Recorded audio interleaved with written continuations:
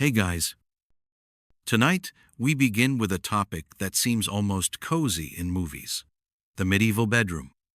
We've all seen it in fantasy epics: a rustic room, a crackling fire, a simple but sturdy bed where the hero rests after a long day of dragon slaying or questing. Forget the movies. The truth is much darker, much smellier, and infinitely more itchy.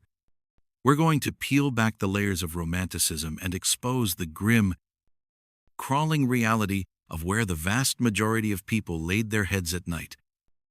It wasn't a sanctuary, it was a biohazard. So, before you get comfortable, take a moment to like the video and subscribe. But only if you genuinely enjoy what I do here. And let me know in the comments where you're tuning in from and what time it is for you. Now, dim the lights. Maybe turn on a fan for that soft background hum. And let's ease into tonight's journey together. Congratulations. You've survived another day of backbreaking labor in the fields.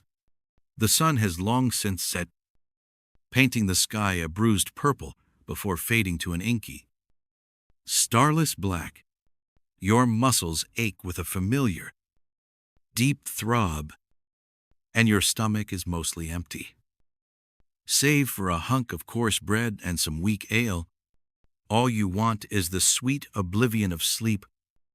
You stumble into your single-room hut. The darkness inside, somehow heavier than the darkness outside, and make your way to the corner that serves as your bedroom. You don't so much get into bed as you collapse onto it. But rest doesn't come easily. As you lie there, waiting for your exhaustion to finally pull you under, you begin to feel it. It starts as a phantom sensation, a trick of the mind, a little tickle on your ankle, a faint crawling feeling along your arm. You dismiss it. It's just your mind playing tricks on your tired body. But the feeling persists, growing more insistent. You scratch. A reflexive, angry motion in the dark. But the relief is fleeting, because you are not alone, not even close. You have settled in for the night with your permanent and most intimate companions, a thriving, multi-species ecosystem of insects, arachnids, and bacteria that calls your bed home. Your bedfellows are not a romantic partner, or even a cherished pet. They are fleas, an entire civilization of them. Your mattress, a lumpy sack of straw we'll get to later, is the perfect metropolis for them. It's warm. It's humid from your own body heat and sweat. And most importantly, it offers a nightly, all-you-can-eat buffet. You are the buffet. They live, breed, and die in the very same straw you press your face against. The itching isn't just an annoyance. It's a constant, low-grade torture.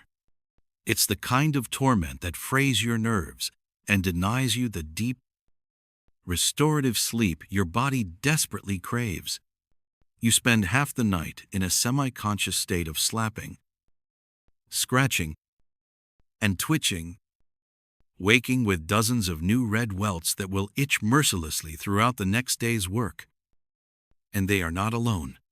Crawling through the hairs on your body are their cousins in misery. The lice. They live in the seams of your unwashed woolen tunic, the one you've been wearing for 3 weeks straight, and which you are still wearing now.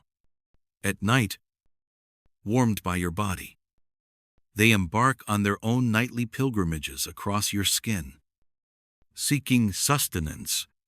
Unlike the fleas' sharp, sudden bites, the lice are a slower, more creeping horror. The sensation is of something methodically, deliberately moving through your hair, across your scalp, down your neck, You can sometimes feel their tiny legs, a delicate but repulsive march over your skin. This isn't just about discomfort. It was a sign of your station. To be poor was to be itchy, to be constantly fed upon, but the party is just getting started. If you are fortunate enough to have a wooden bed frame, a luxury in itself, you've invited another guest. Bedbugs. These ancient tormentors hide in the cracks and joints of the wood during the day. Then, in the deepest dark, they emerge. Drawn by the carbon dioxide you exhale, they swarm onto the mattress. They are methodical feeders, often biting in a straight line, a pattern modern doctors call breakfast, lunch, and dinner. You might wake in the morning to find a neat row of intensely itchy bites along your arm or back. The telltale signature of their visit. You can burn them out, sometimes by taking a torch to the bed frame, but they always seem to come back. A relentless tide of silent, blood-sucking invaders. And let's not forget the larger, more audacious guests. As you lie there, trying to ignore the microscopic world feasting upon you, you hear a rustle from the corner of the room, a scratching sound. Then, the pitter-patter of tiny feet. Rats and mice are a simple fact of life. As common as dirt and darkness, they are drawn to any scrap of food, any dropped crumb, but they are also bold. In the dead of night, the line between their world and yours blurs. It is not uncommon to feel the shocking, feather-light brush of a tail against your cheek as a rat scurries across your pillow, or to be jolted awake by the weight of a mouse nesting in the straw beside your head for warmth. They are not just unsettling, they are vectors of disease. The fleas that jump from their fur to your skin carry pathogens that could end your miserable existence in a matter of days. That tiny itch on your leg isn't just an itch, it's a game of historical Russian roulette. Beneath it all, unseen and uncountable, is the filth, the bacteria. Your bed is a petri dish. It's damp with sweat, stained with who knows what else, and filled with the shed skin, blood, and waste products of you and its many other inhabitants. The air you breathe as you try to sleep is thick with the smell of mildew and decay emanating from the very surface you lie on. Every breath is an inhalation of microscopic life, a cocktail of mold spores and bacteria that puts your already overworked immune system to the test. Sleep isn't a clean slate. It's an 8-hour immersion in a biological soup. It's a warm, damp, crawling, itching, squirming, living nightmare. And this is just the population living times. In times your bed, it says nothing of the larger world of the room itself. A place where the line between indoors and outdoors, human and animal, was perilously and pungently thin. The population living times in times your bed, it says nothing of the larger world of the room itself. A place where the line between indoors and outdoors, human and animal, was perilously and pungently thin. So let's zoom out from the microcosm of your straw mattress and take in the grand panorama of your living space. First, you must abandon the very idea of a bedroom. A bedroom is a modern indulgence, a decadent fantasy of walls and a door. What you have is simply the room. Capital T, capital R. It is the beginning, middle, and end of your domestic world, You don't retire times to times a bedroom. You simply collapse in a designated corner of a shared human terrarium. Welcome to the medieval open-concept lifestyle. An architectural choice born not of a desire for airy, flowing spaces, but of grinding poverty and the simple inability to build more than one room. Forget privacy. Privacy hasn't been invented yet for people like you. It's a privilege reserved for lords and bishops who might have the extravagant luxury of a second room to retreat to. For you, every cough, every snore, every whispered argument, every nocturnal bodily function is a public performance for an audience of your entire family. And, as we'll soon see, several species of livestock, your home is a single, cavernous, and perpetually dim space. The floor is not wood, and certainly not stone. It is the earth itself, beaten down by generations of footsteps until it is as hard as rock. It is a canvas of filth, permanently damp from the ground beneath and littered with whatever has been dropped, spilled, or excreted that day. The walls are a lattice of woven sticks, a technique called wattle, smeared with a thick paste of clay, mud, straw, and animal dung. This is Daub. Interior design by whatever stops most of the wind. It smells earthy, damp, and vaguely of the manure that holds it all together. Overhead, a thatched roof of straw or reeds provides a haven for mice, spiders, and innumerable insects, all of which occasionally lose their footing and drop down to join the party below. This single, smoky chamber is your kitchen. In the center of the room, or against one wall, is the hearth. It's not a cozy, brick-lined fireplace. It's a patch of floor ringed with stones where a fire smolders day and night. There is no chimney. A hole in the roof is the official, designated exit for the smoke. But the smoke, being a stubborn entity, has other ideas.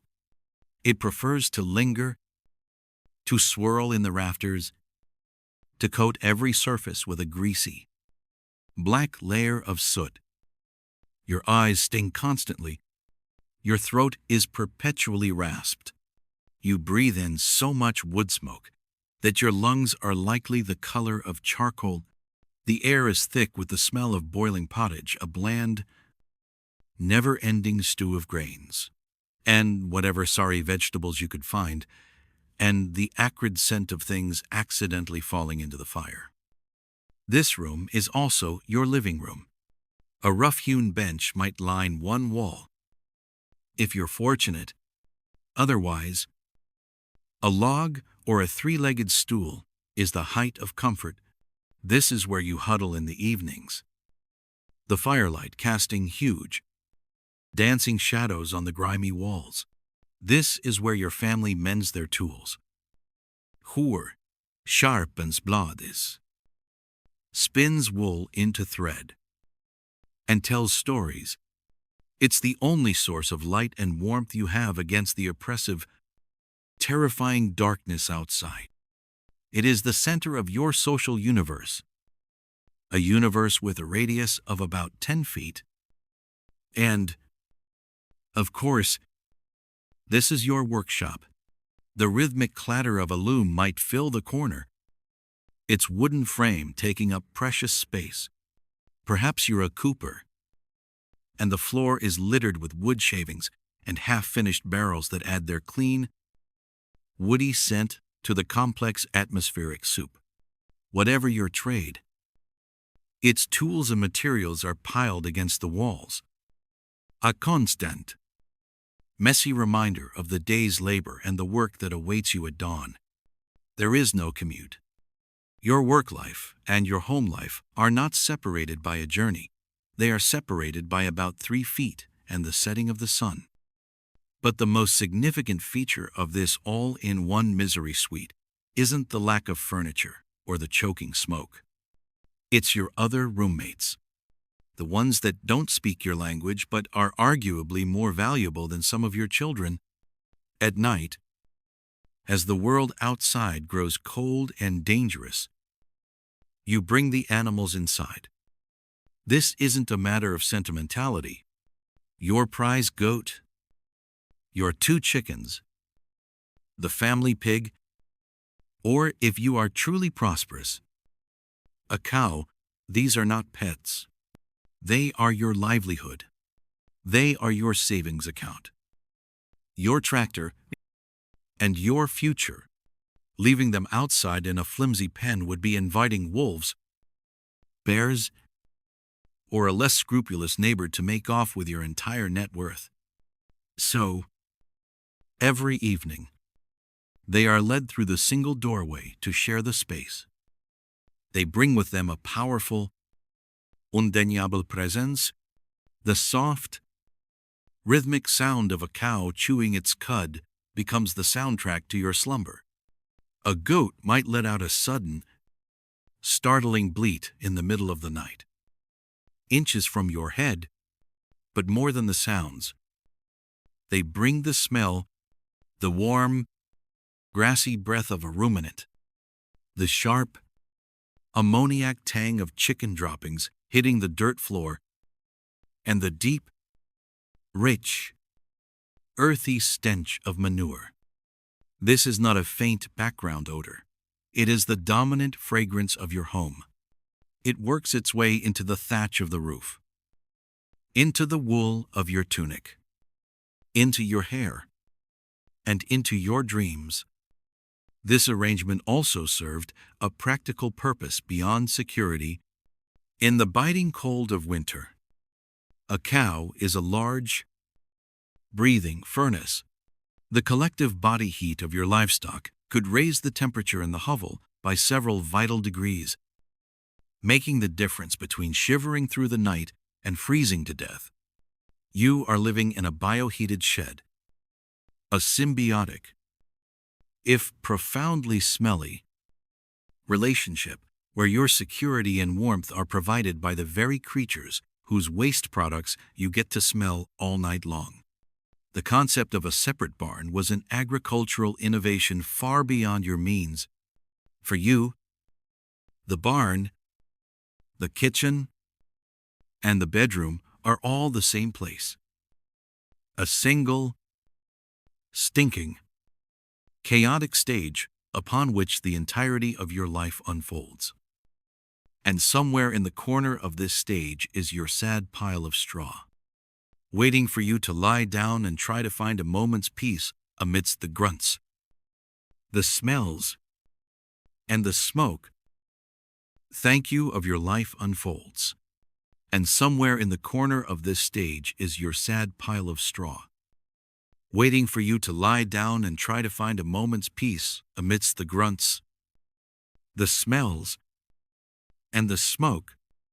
So you stumble towards it, your work for the day finally done. Your eyes adjust to the gloom, and you look upon the centerpiece of your room, the grand furnishing that supposedly offers you rest and reprieve. To call it a bed is an act of profound linguistic charity. It is, at best, a suggestion of a bed, a vague architectural rumor of comfort that has been passed down and misinterpreted for generations until it ended up here, in your hovel, as a sad, wooden rectangle of defeat. This is your bedstead. It was likely built by your father, or his father, with the same level of enthusiasm and skill you'd apply to being taxed. It's a crude frame of rough-hewn timber, possibly elm or oak, still bearing the marks of a dull axe. Forget dovetail joints or fine carpentry. This is held together by wooden pegs hammered into crookedly drilled holes. And a healthy amount of stubbornness. It creaks with a sound that seems to speak of ancient grievances. Each time you put your weight on it, The entire structure groans. A weary sigh that says, "Must you?" The legs are uneven. So one corner is always propped up with a rock you found in the field.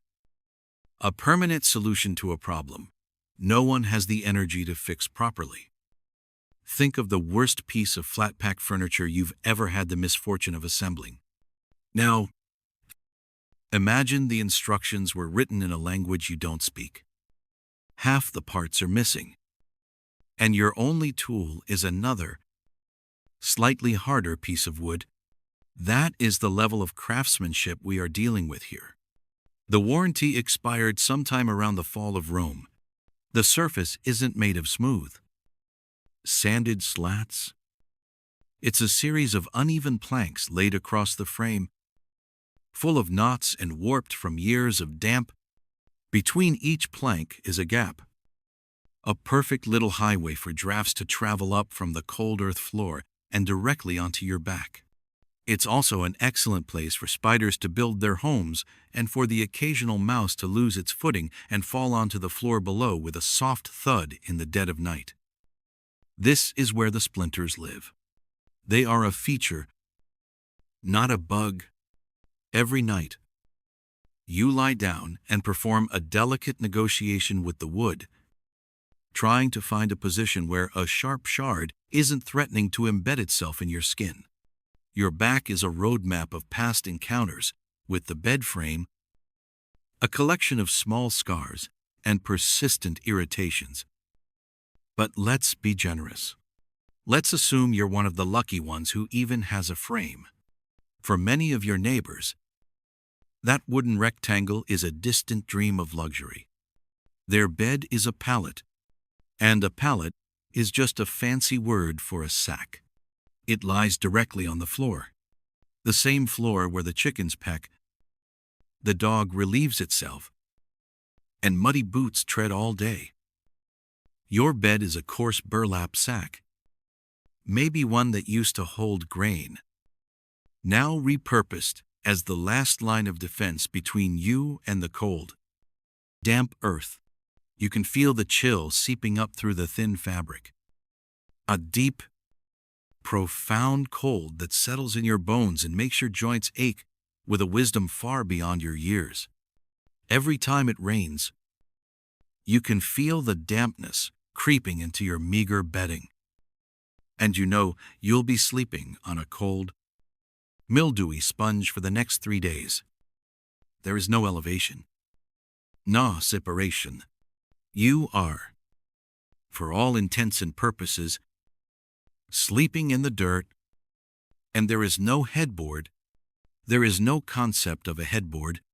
The only thing your head might rest against is the cold Wattle and Daub wall of your hut, which has all the comforting texture of dried mud and sticks. Or perhaps nothing at all. You have no pillow. A pillow is an item of such decadent softness that it might as well be a king's crown.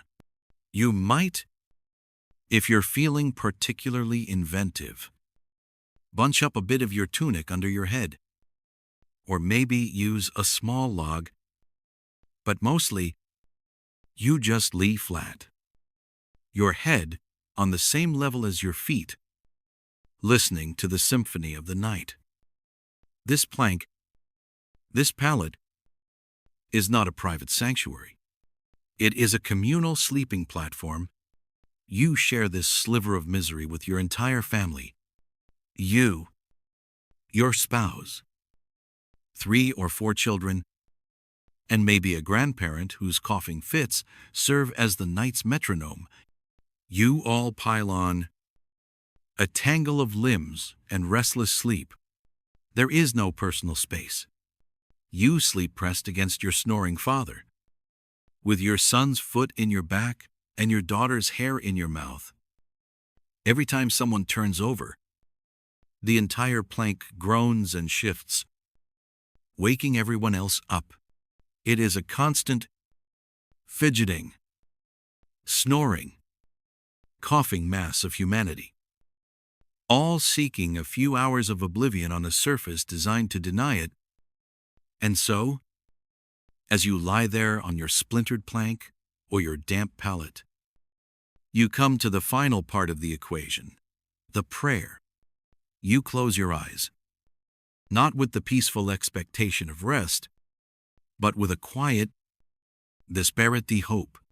You pray that the wood doesn't finally give way tonight. You pray that the rat you hear rustling nearby decides to explore the other side of the room. You pray that the cold doesn't settle in your chest and become the cough that will carry you off before the spring. You pray for sleep to come quickly. Because being awake here, feeling every lump, every draft, every splinter, is its own special kind of torment. Your bed is not a retreat. It is a nightly reminder of your station.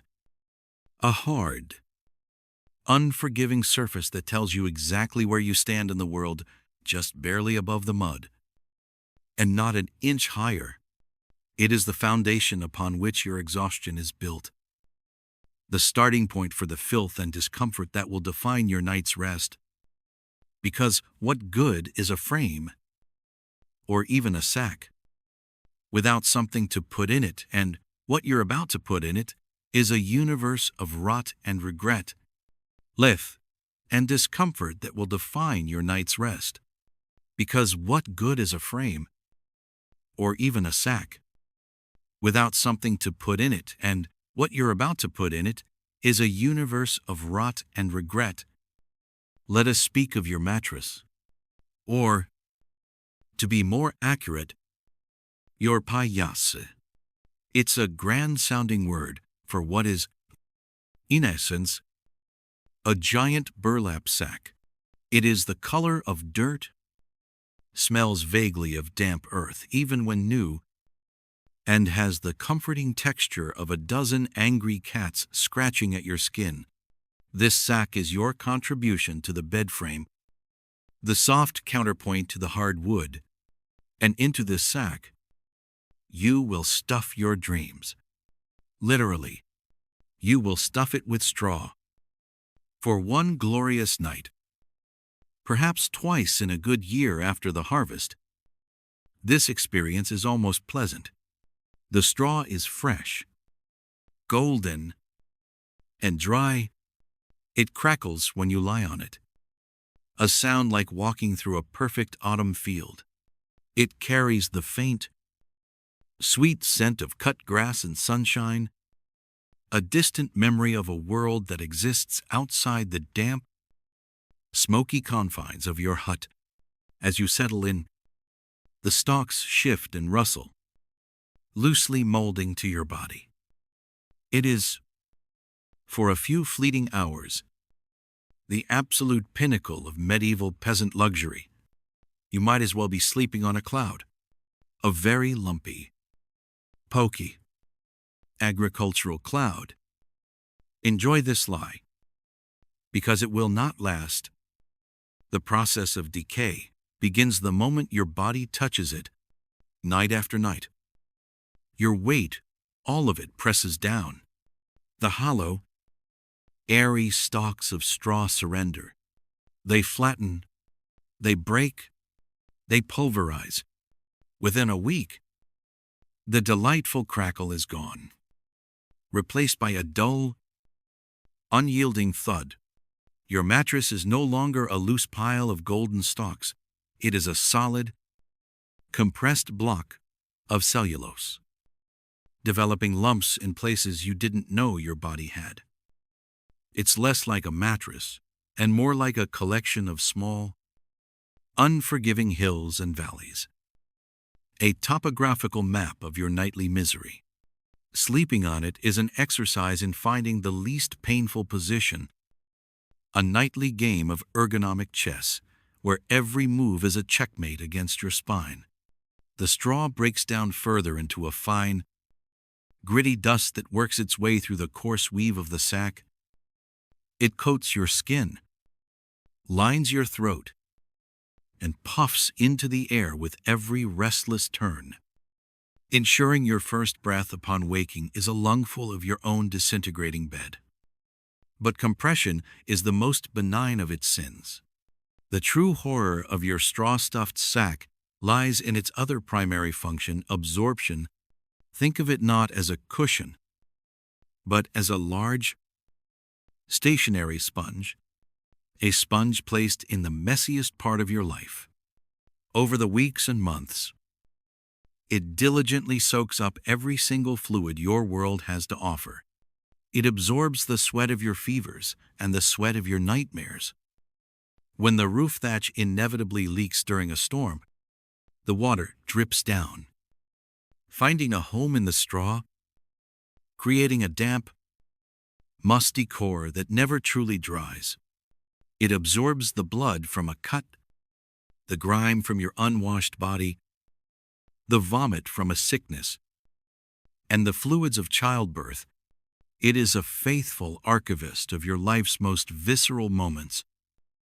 Every spill of watery ale, every dribble of stew that misses your mouth in the dark, finds its way into the fibers. The straw becomes a permanent, fragrant record of every meal and malady. This damp, organic, protein-rich environment is not just a place of rest for you. It is a paradise, a bustling metropolis. For an entire civilization of things that crawl and bite, your mattress is not empty.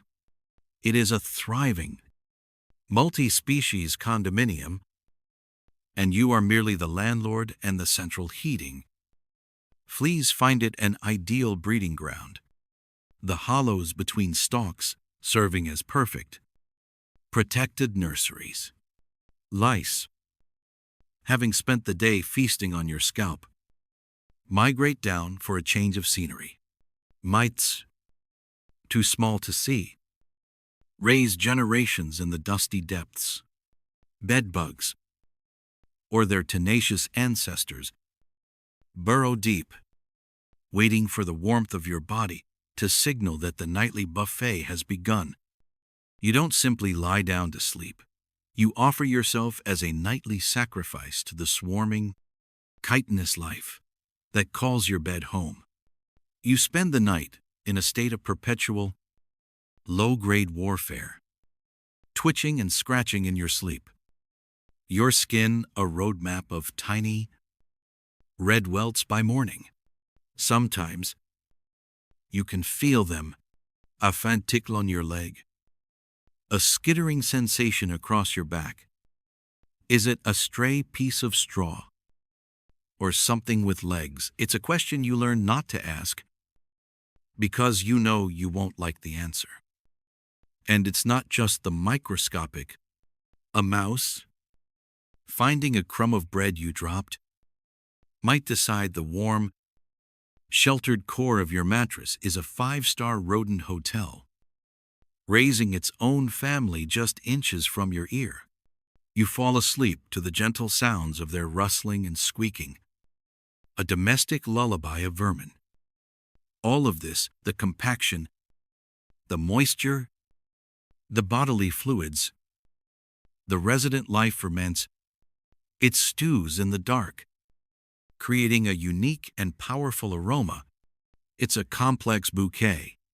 The base note is the damp, earthy smell of mildew, the scent of things slowly returning to the soil. Layered on top is the sharp, acrid tang of ammonia from old sweat and other organic deposits. Then comes the sweet, cloying odor of active decomposition, the smell of life breaking down. It is the perfume of rot.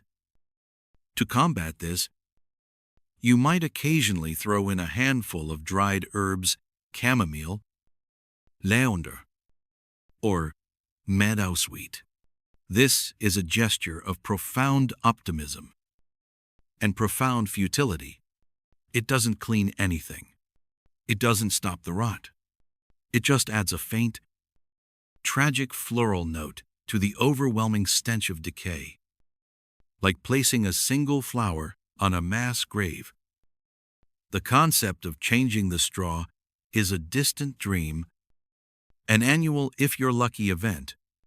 Cleaning it means dragging the heavy, reeking sack outside, beating it with a stick until a choking cloud of dust, dead insects, and pulverized straw erupts, and then leaving it in the sun for a few hours, hoping the light will scare away the worst of the mold.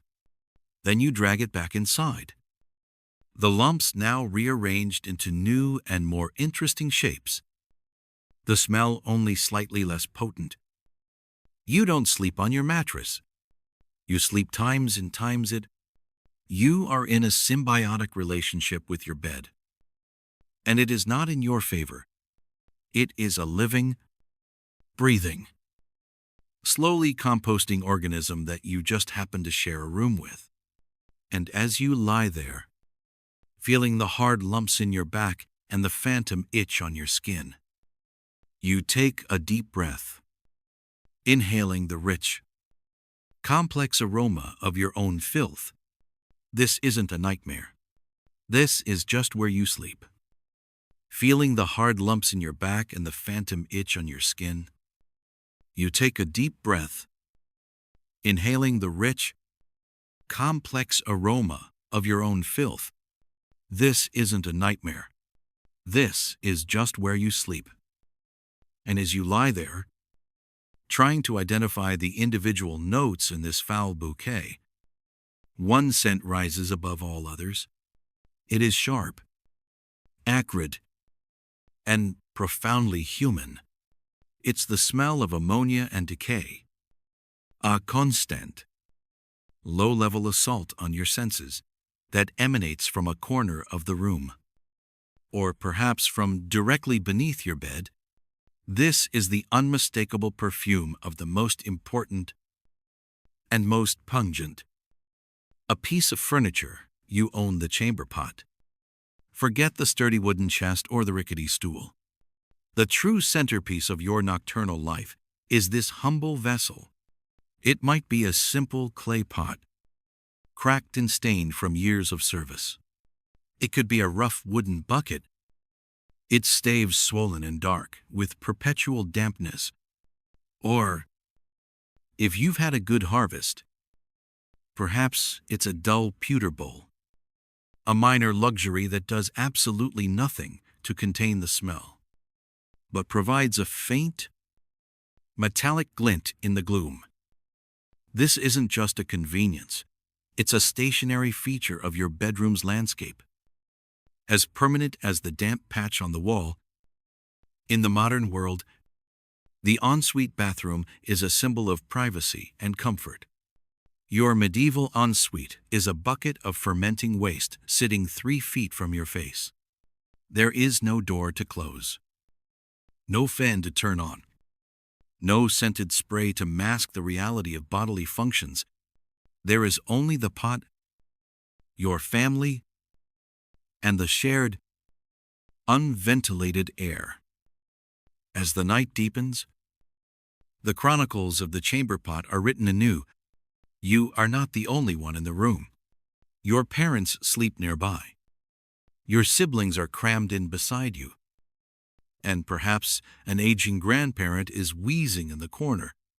One by one, in the pitch darkness, they rise. You hear the rustle of straw, the soft padding of bare feet on the dirt floor, and then the unmistakable sound, a soft trickle or a sudden splash, as another contribution is made to the communal vessel. Each use adds a new, warm layer to the ever-ripening stew. It's a slow-motion, aromatic science experiment, and your bed is the front row seat. By the middle of the night, the pot is a potent force. It radiates a faint warmth, a miasma that hangs in the cold air, thick and almost visible. It becomes the pole star of the room, a landmark you navigate by, in the dark, not by sight, but by its overwhelming olfactory presence.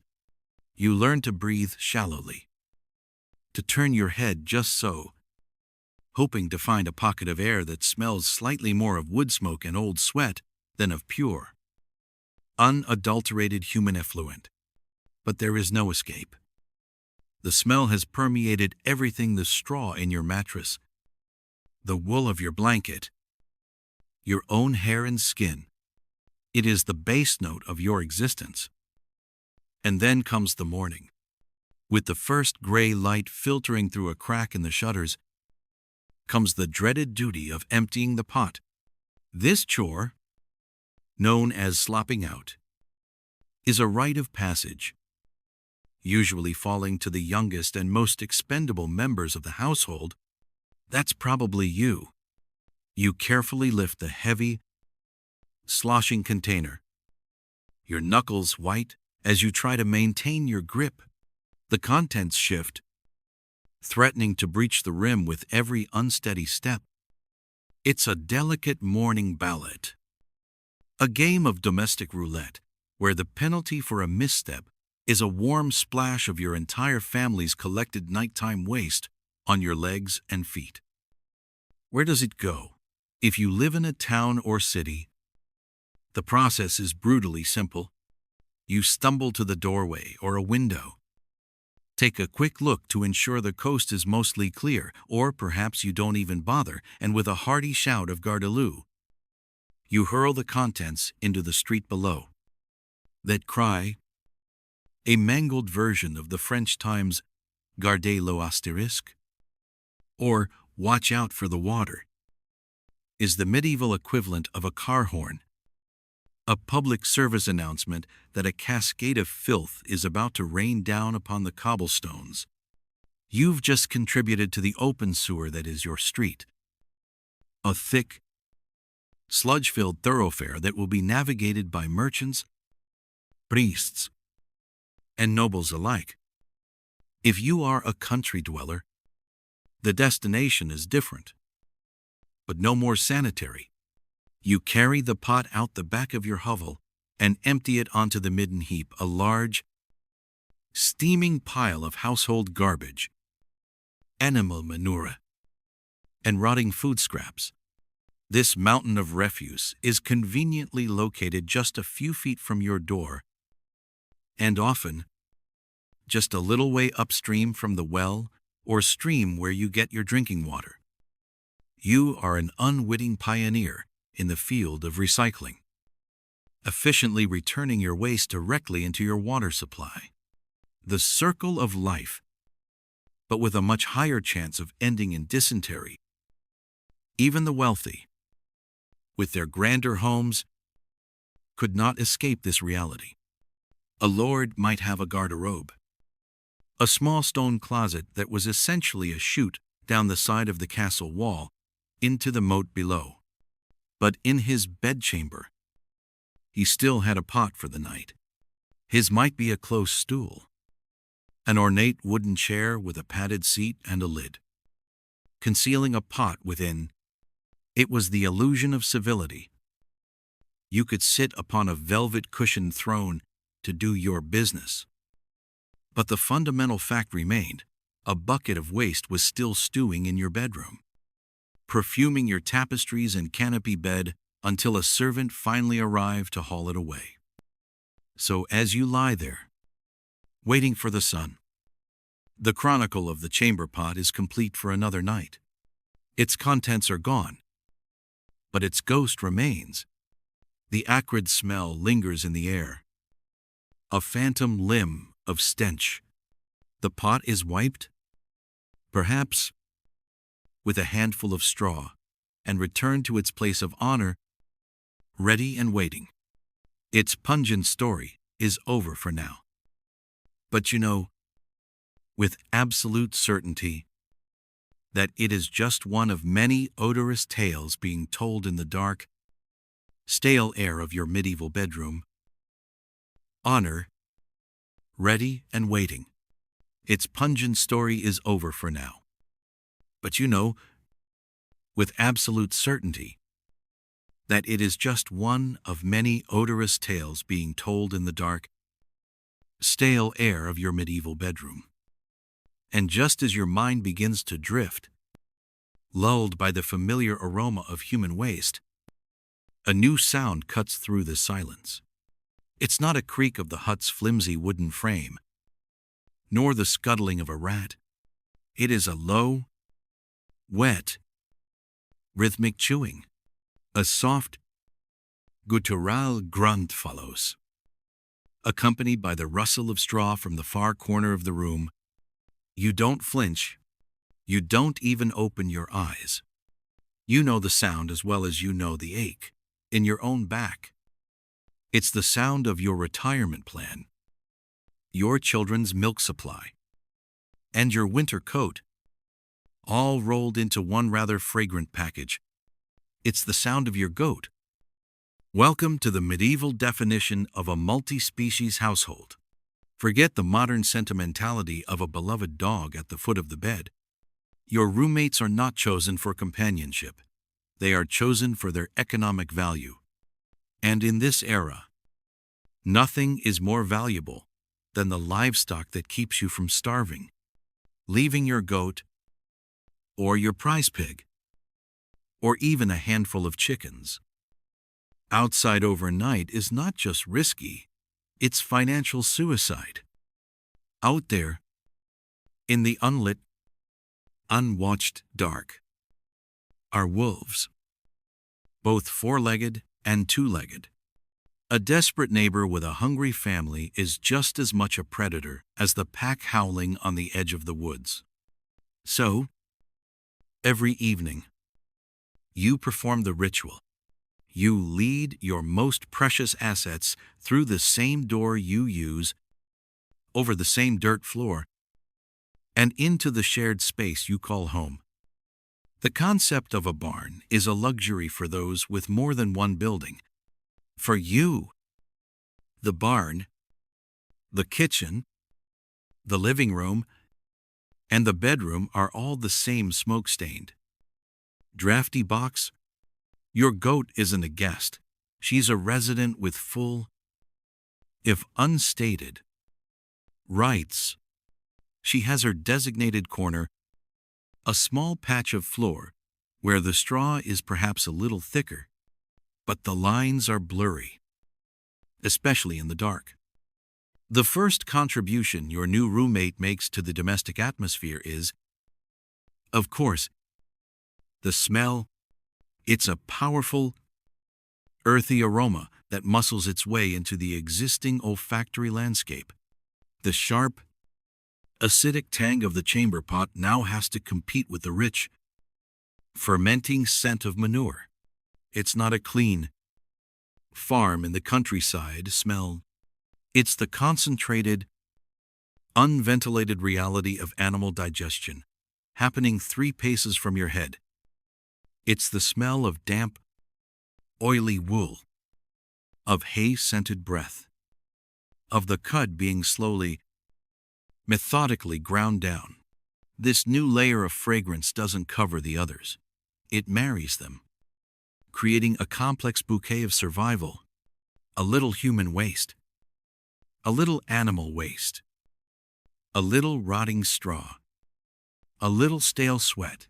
It's the signature scent of your life. But you don't curse the smell. In fact, on the coldest nights, you are grateful for its source. Animals are living furnaces.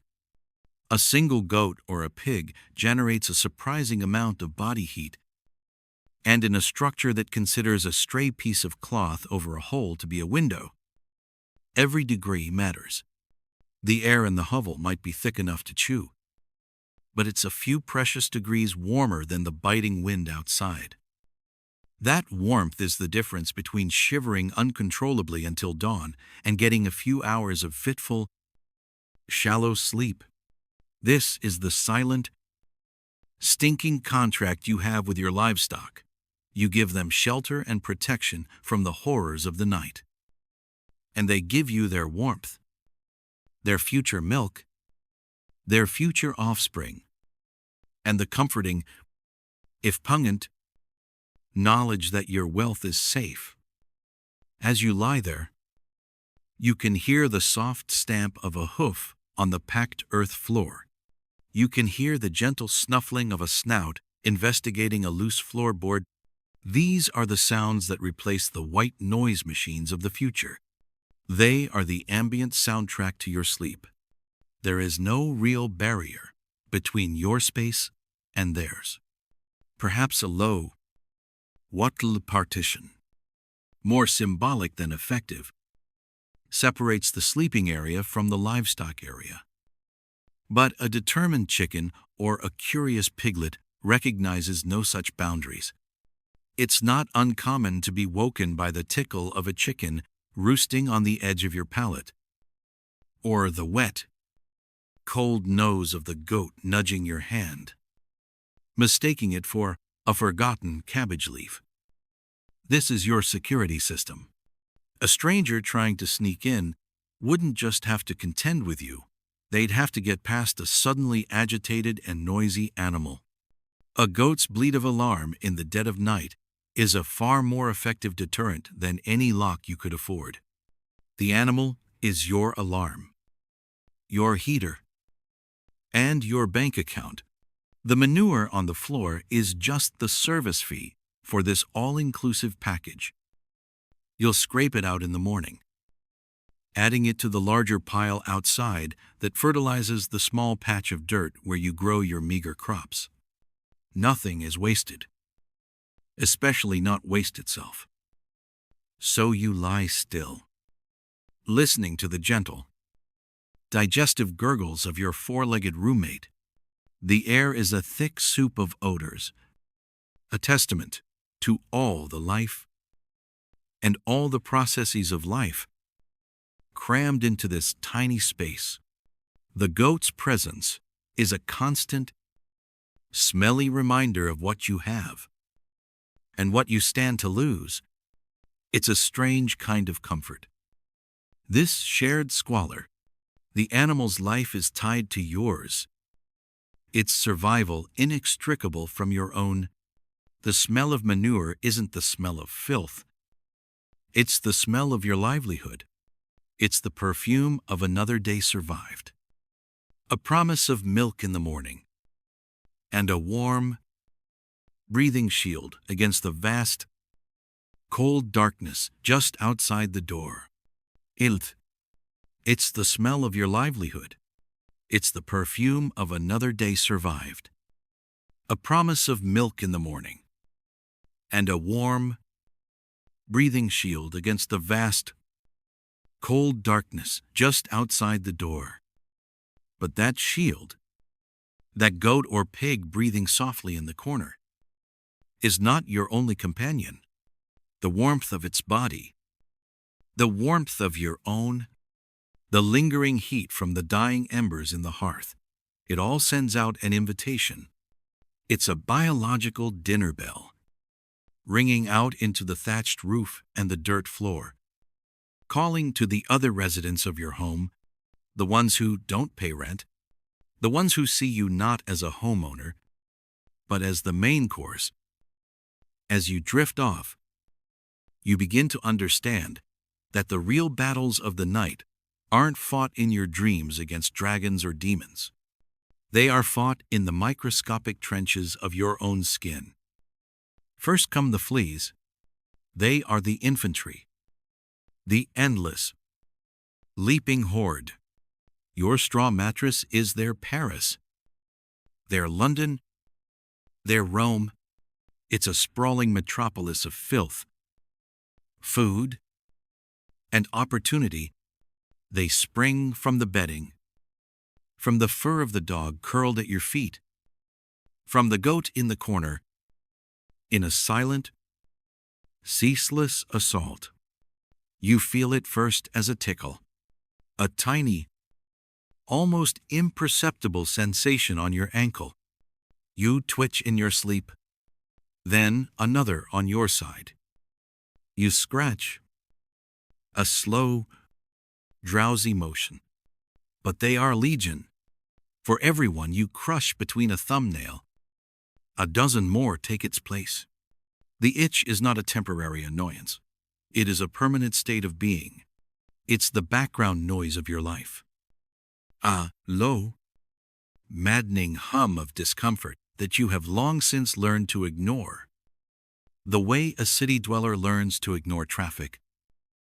In the morning, you will wake to find your legs and torso peppered with small, red welts, an angry constellation mapping their midnight feast. You don't think much of it. It's just what skin looks like. Next in the chain of command are the lice. They are a more intimate enemy. They don't just visit, they move in. They colonize the seams of your single woolen tunic, the one you wear to sleep, to work, to eat. They establish dynasties in the greasy tangle of your hair. Unlike the flea, who is a hit-and-run artist, the louse is a homesteader. You feel them as a slow, deliberate crawl, a deliberate trek through the forest of your hair, a patient march down the nape of your neck. The itching they produce is a deeper, more profound irritation. Sometimes, by the dim light of the fire, you will sit with your family, not to share stories, but to engage in the grim, communal ritual of delousing. You pick the tiny white eggs, the nits, from each other's hair with a focused, primate-like intensity. But it's a futile gesture, a war of attrition you are destined to lose. You are merely thinning the herd. They are a part of you now. As much as your own fingernails, they will be with you in sickness and in health. Until death do you part, and even then, they'll probably hang around for a few more days, just to be sure. And then there are the specialists. The bedbugs. These are the assassins. They live in the cracked, rough-hewn wood of your bed frame.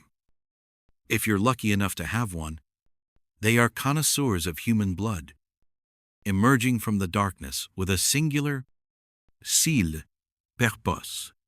They are strategic. They often bite in a neat line of three, a pattern some might morbidly call breakfast, lunch, and dinner. You wake with these telltale welts, inflamed and agonizingly itchy, a sign that you were nothing more than a tavern for a host of nocturnal parasites. Your bed is not a sanctuary. It's a piece of furniture that is actively trying to consume you, one microscopic bite at a time. You might try stuffing fragrant herbs like wormwood or pennyroyal into your mattress, a desperate medieval form of pest control. It does little more than make your bug-infested bed smell faintly of minty disappointment. But these are just the small terrors. The night holds larger, more audacious guests. As the last of the fire dies down, you hear them. The faint scratching from within the Wattle and Daub walls, the delicate patter of tiny feet across the dirt floor. Then, a bolder sound, the skittering of something over the wooden chest in the corner. The rats, they are not shy. Generations of their ancestors have lived in this very house, and they see you as little more than a temporary, and rather sloppy, roommate. They are drawn by the smell of any crumb of bread, any spilled drop of ale, any piece of discarded food. You lie perfectly still, listening, your ears sharpened by a lifetime of quiet anxieties, can distinguish their movements. The light, quick steps of a smaller one, the heavier, more confident tread of a large one. The patriarch of the Wall clan, you feel a slight shift in the straw beside you, a subtle dip in the lumpy mattress. You hold your breath, then a flicker of movement against your leg, a smooth, furry weight, surprisingly heavy, scurries over your blanketed shins on its way to investigate a bit of cheese you forgot to secure. A primal revulsion shoots through you, cold and sharp. but you suppress the urge to scream. Screaming does nothing. It just wakes the baby. You've learned that thrashing about only makes them more frantic. So you lie there, a statue of tense misery, waiting for the feeling to pass, for the rat to complete its journey and disappear back into the shadows. They are the true lords of the house after dark. They carry diseases you have no name for. And in times of famine, they have been known to chew on the ears and fingers of sleeping infants. They are not a pest. They are a predator. And your bedroom is their hunting ground. Sleep, for you, is not a peaceful surrender. It is not a gentle descent into blissful unconsciousness. It is a siege. You are a fortress of flesh and bone. And every night, you are besieged by a silent, trailing, biting army. Every itch, every rustle, every tickle on your skin is a potential intruder. You are never truly alone. And you are never truly at rest. The darkness is not empty. It is teeming, writhing, and hungry. Your one-room home, your supposed sanctuary from the cold and the wolves, is simply a self-contained ecosystem. And you are just the largest, warmest, most convenient food source within it. You close your eyes, pulling the threadbare wool blanket up to your chin, and pray for a dreamless, itchless sleep you know will never come. You pray for morning. You close your eyes, pulling the threadbare wool blanket up to your chin, and pray for a dreamless, itchless sleep you know will never come. You pray for morning. The air in your one-room hovel is thick enough to chew. It's a physical presence, heavy with the ammonia tang of the chamber pot, the earthy manure of the goat, tethered near the hearth, the sour milk smell of your own unwashed skin, and the acrid smoke that has nowhere else to go. It clings to the back of your throat with every shallow breath. A desperate. Modern thought might flicker through your mind. Just open a window. Let in some fresh air. It seems so simple, so logical. A cool night breeze to cut through this suffocating human terrarium, but you would rather chew off your own hand than unlatch the wooden shutter. To you, opening a window at night is not an act of relief. It is an act of suicide. It is rolling out a welcome mat for death itself. You, like everyone you know, are terrified of the night air. This isn't a quaint superstition. It is the bedrock of your understanding of health and the universe. The most learned scholars and grizzled village elders all agree the night air is poison. They call it miasma, a foul, noxious vapor that rises from all things that rot and decay. It seeps from the marshlands, from the graveyards, from the butcher's offal pile, and from the open sewer that is your street. This isn't a metaphor. You believe, with every fiber of your being, that the miasma is a tangible, creeping fog of pestilence. You imagine it as an invisible, malevolent ooze that carries disease on its tendrils. To breathe it in is to invite the plague, the flux, the sweating sickness, and 100 other maladies to take root in your lungs and curdle your blood. They got one thing right. The places that smelled the worst often were the most dangerous. They just had the wrong culprit.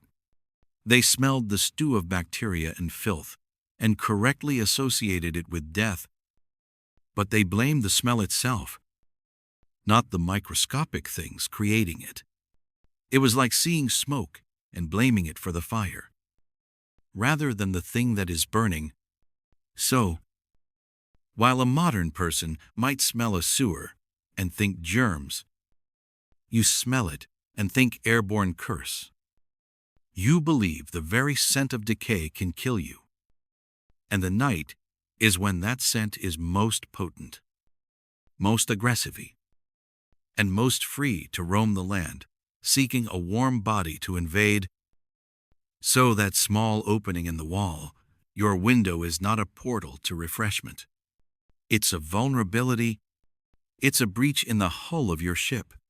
During the day, you might open the shutter for a sliver of gray light. But as dusk falls, sealing it becomes a vital ritual. It's probably not even glass. That's a luxury for cathedrals and kings. Your window is likely a crude hole covered by a solid wooden plank. Or perhaps a piece of greased parchment or flattened animal horn stretched across a frame, turning the outside world into a blurry, ominous smudge. Whatever it is, you ensure it is shut tight. You stuff the cracks with old rags, with moss, with anything you can find to form a complete seal. The medieval equivalent of an air purifier was a wad of dirty linen jammed into a crevice. But the fear goes far deeper than just disease. The night doesn't just belong to miasma. It belongs to things far older and far less scientific. The night is the dominion of the supernatural. When the sun disappears, the veil between your world and the other world thins to a terrifying degree. Demons, mischievous sprites, wandering ghosts, and all manner of malevolent entities are free to glide on the wind. An open window isn't just an invitation for bad air. It's an open door for a demon to slither into your home, worse, into your soul. You've heard all the stories.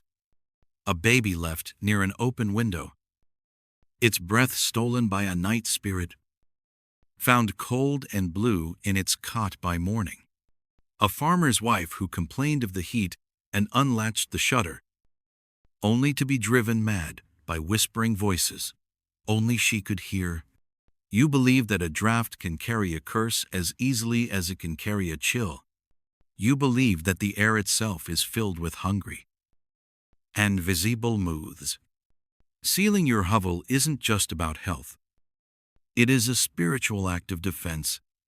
Your stinking one-room home becomes a fortress, not against bandits or soldiers, but against the incorporeal terrors of the dark. And so, you choose the devil you know. You lie there, marinating in the concentrated essence of your own existence. The air grows heavier as the night wears on.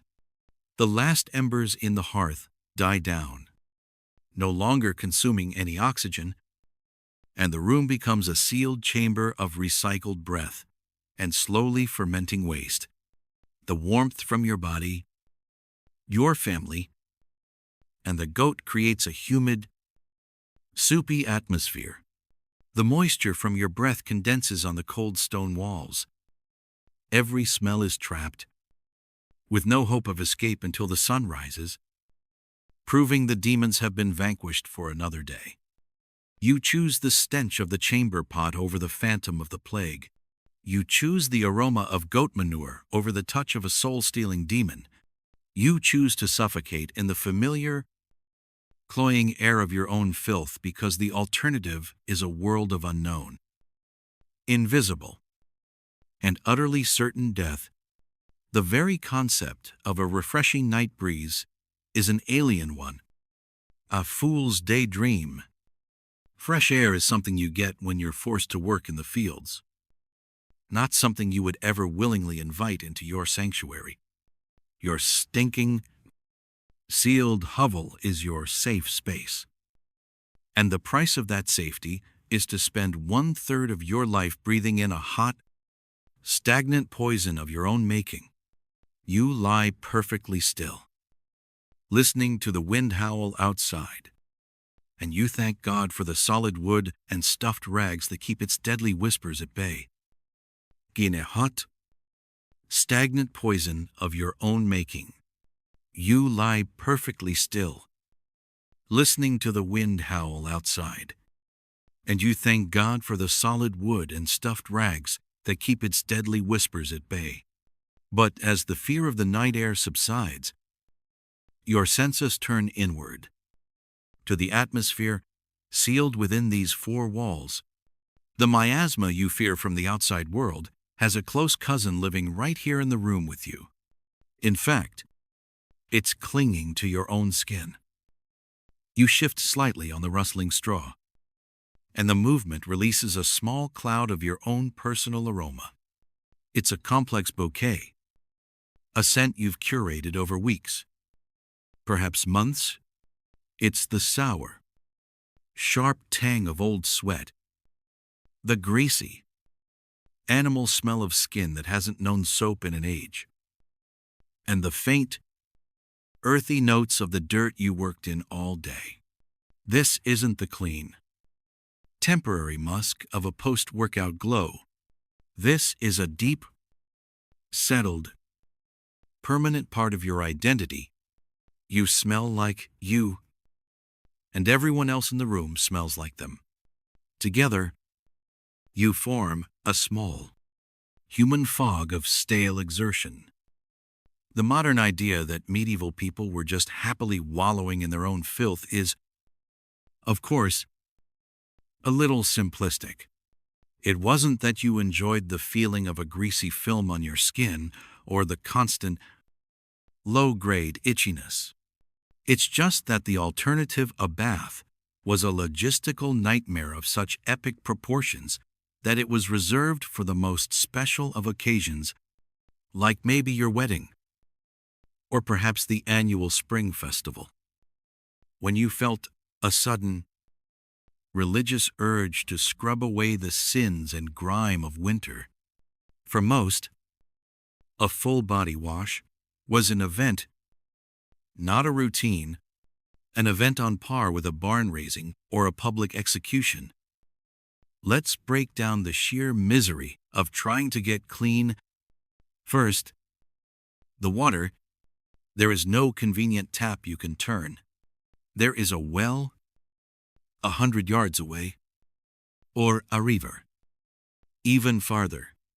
You, or more likely your wife or children, must haul every single drop in heavy wooden buckets. To fill a modest wooden tub just halfway would require a dozen trips, a backbreaking, sloshing endeavor that leaves you just as sweaty as when you started. By the time you've gathered enough water, you've already completed a modern CrossFit workout and are in desperate need of another bath. But you can't just sit in a tub of frigid water. That's not a bath. It's a punishment for heresy. You need to heat it.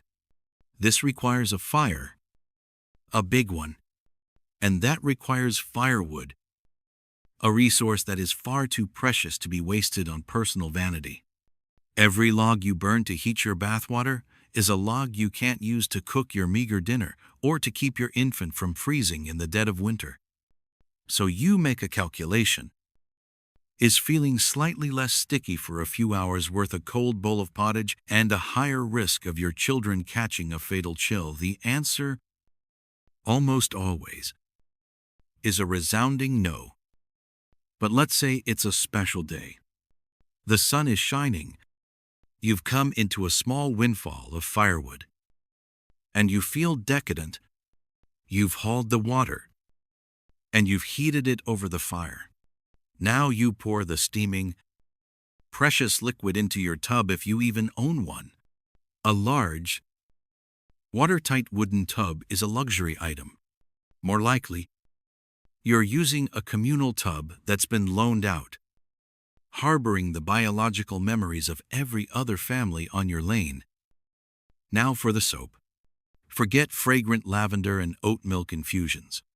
Your soap, if you have any, is a greasy, harsh brick made from rendered animal fat mutton tallow, perhaps, and lye, which is derived from wood ash. It smells faintly of roasted meat and chemicals. Its primary function is not to gently cleanse, but to aggressively strip every natural oil from your body, leaving your skin raw, red, and angry. It doesn't so much lather as it does smear. A caustic slime that promises cleanliness through sheer chemical abrasion. The ceremony begins. As the head of the household, you get the first dip. The water is gloriously hot. And for a moment, it's almost worth it.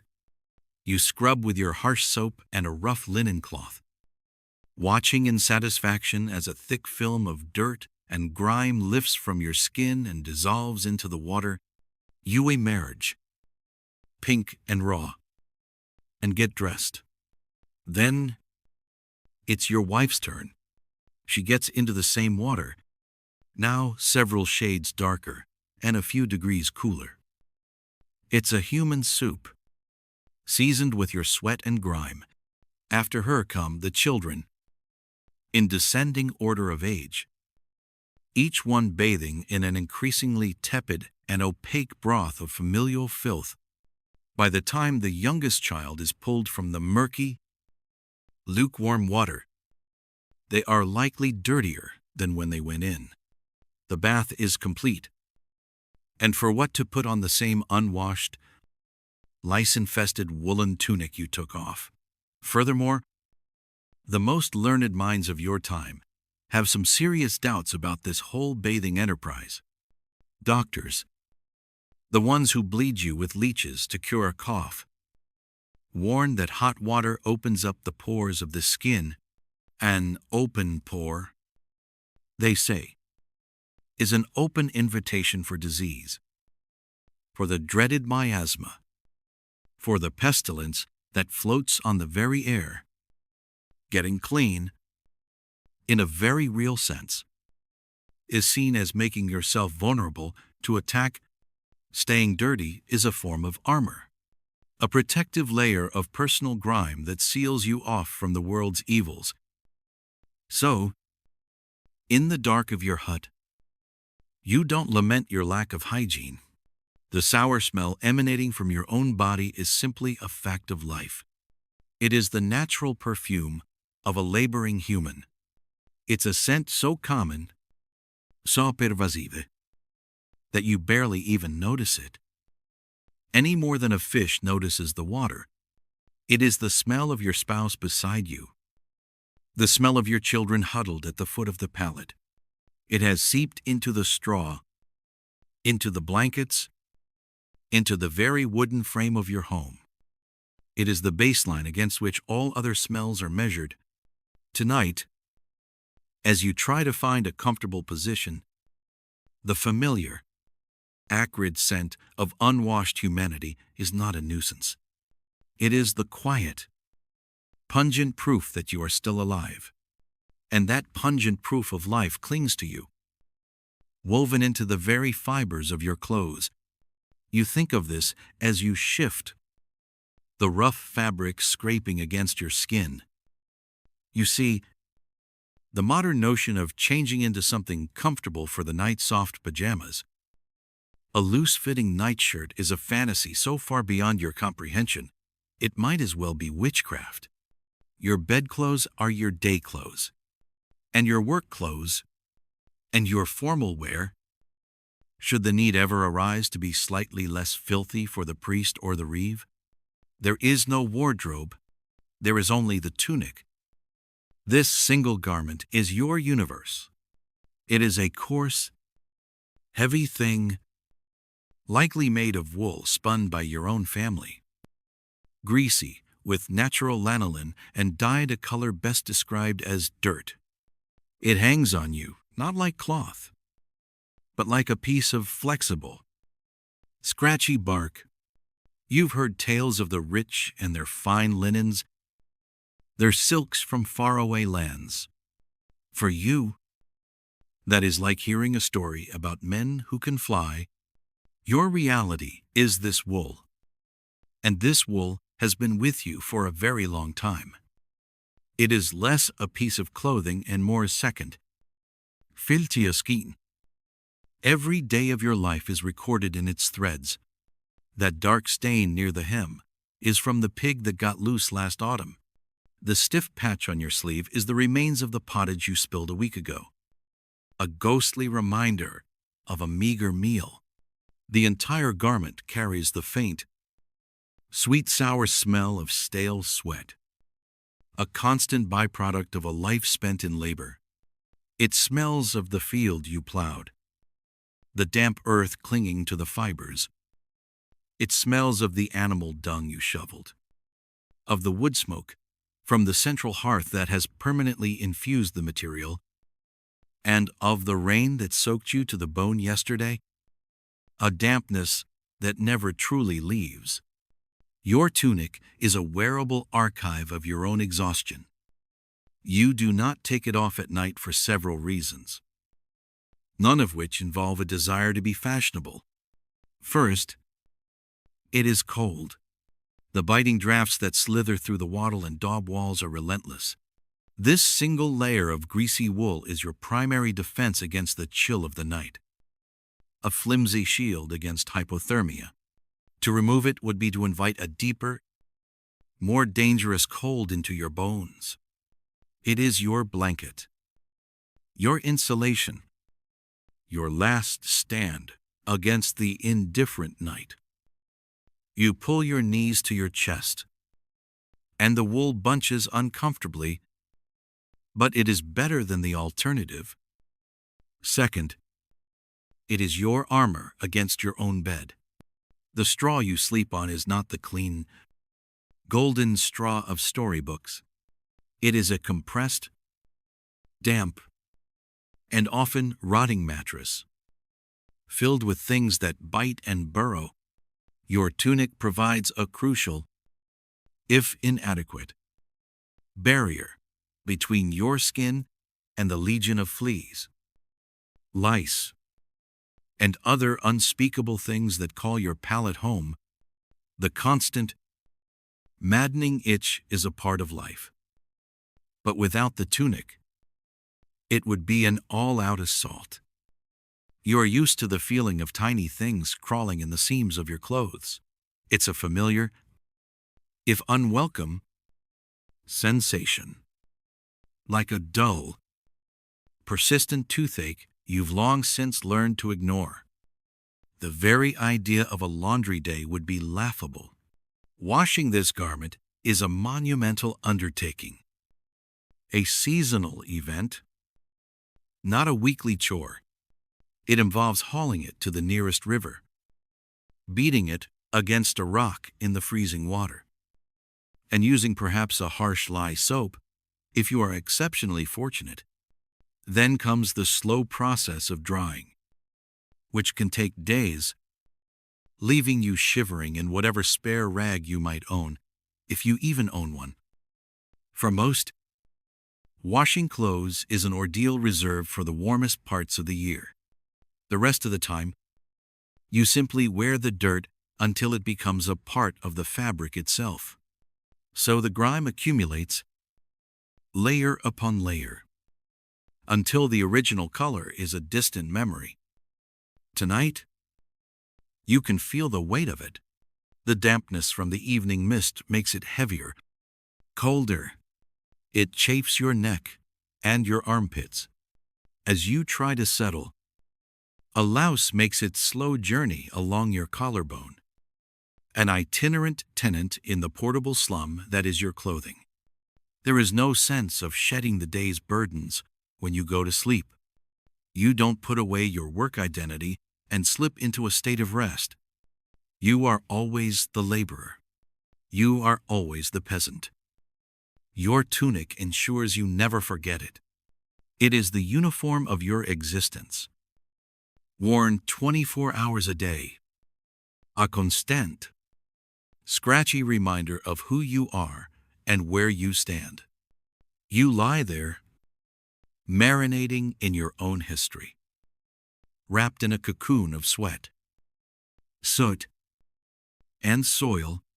Sleep is not a clean slate. It is just a pause, a brief intermission in which you remain fully dressed for the next act of survival.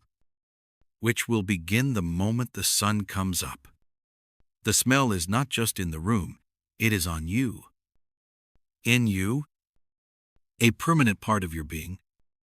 And as you huddle for warmth, your only comfort comes from the one other presence in the room that promises to fight the chill. Just in the room. It is on you. In you, a permanent part of your being. And as you huddle for warmth, your only comfort comes from the one other presence in the room that promises to fight the chill and also to slowly suffocate you. This presence is your fire. Forget the romantic image of a crackling hearth with a tidy stone mantelpiece and a chimney whisking the smoke away to dance with the stars. That is a fantasy reserved for lords and the occasional ostentatiously wealthy merchant. Your reality is far more primitive. In the center of your one-room hovel, or perhaps against a wall made of wattle and daub, smeared with a bit of extra clay for fireproofing, is a pit, a shallow depression in the dirt floor, ringed with a few stones that you tripped over this morning. This is your central heating. It's also your stove, your only source of light after the sun gives up for the day, and your personal live-in dragon. The fuel is whatever you could scavenge. Perhaps it's a bit of damp wood that spits and hisses, refusing to burn cleanly and instead releasing thick, gray clouds of acrid smoke.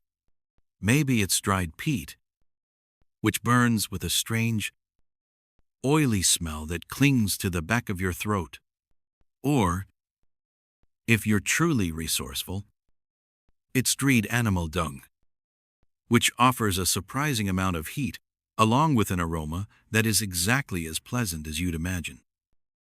As the fire smolders, the smoke billows upwards, but its journey to freedom is a lazy and complicated one. There is no chimney. There is no flue. There is, if you're lucky, a hole in the thatched roof directly above the fire pit. This is the medieval equivalent of an exhaust fan. The problem is, smoke isn't particularly motivated.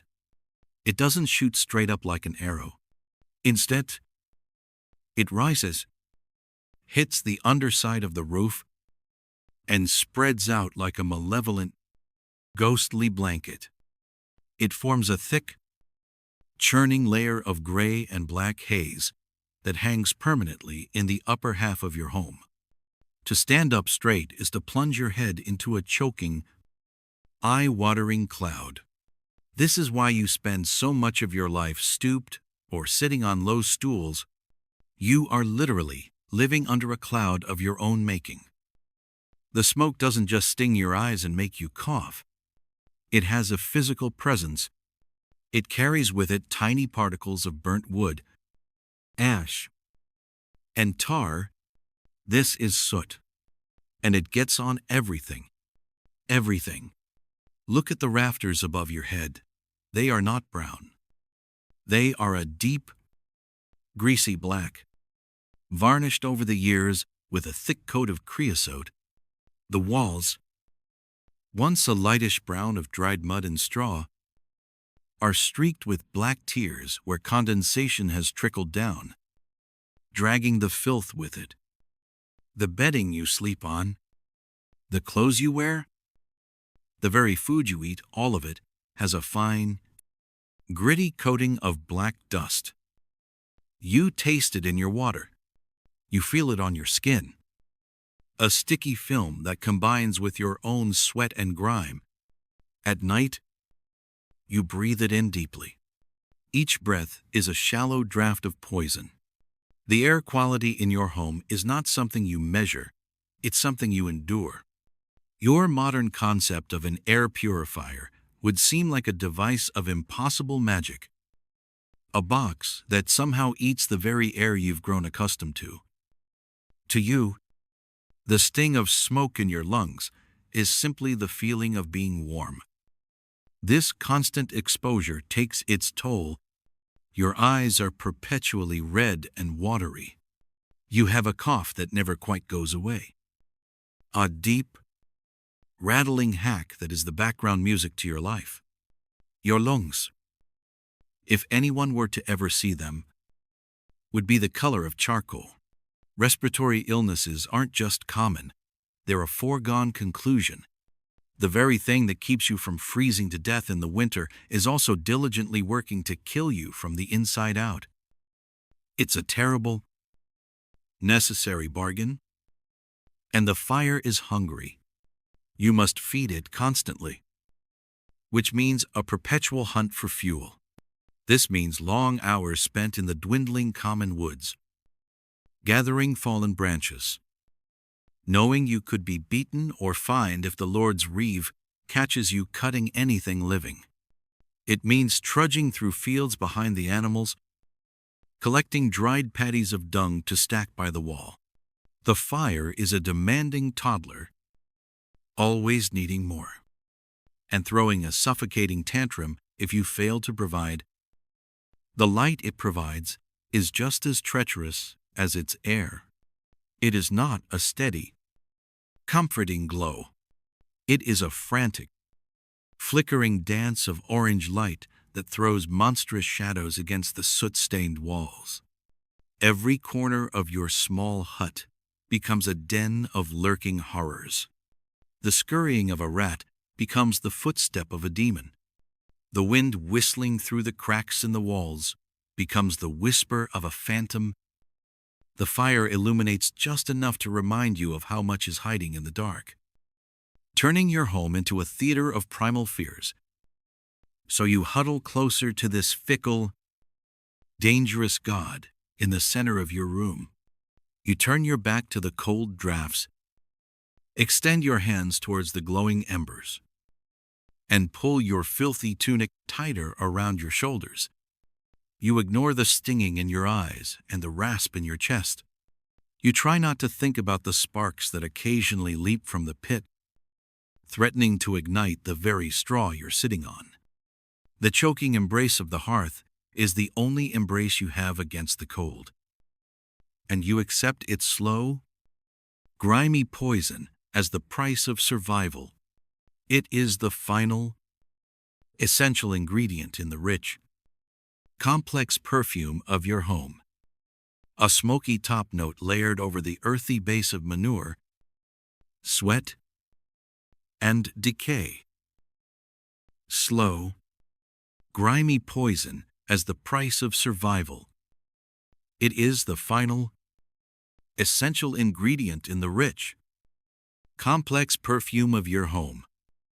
A smoky top note layered over the earthy base of manure, sweat, and decay. But tonight, another scent has joined the choir. It's sharper than the others, and it cuts through the comforting fog of soot and dung with a chilling insistence. It's a scent you know well, a smell that makes the hairs on your arms stand up and a cold knot form in your stomach. It's the smell of sickness. In your modern world, sickness is often sterile. It smells of antiseptic wipes, clean linen, and filtered air. It's something isolated in bright, quiet rooms, managed by professionals. For you, here, in the dark heart of the medieval night, sickness is just another housemate. And it has a smell that is anything but clean. It's a thick, cloying presence that insinuates itself into every corner of your one-room world. Your youngest child has been coughing for a week. At first, it was a dry little bark, easily lost in the crackle of the fire or the bleating of the goat. Now, it's a wet, ragged sound that echoes in the small space, a sound that seems to tear something loose with every spasm. And with that cough comes the smell. It's a coppery, metallic tang that hangs in the air, so potent you can almost taste it on the back of your own tongue.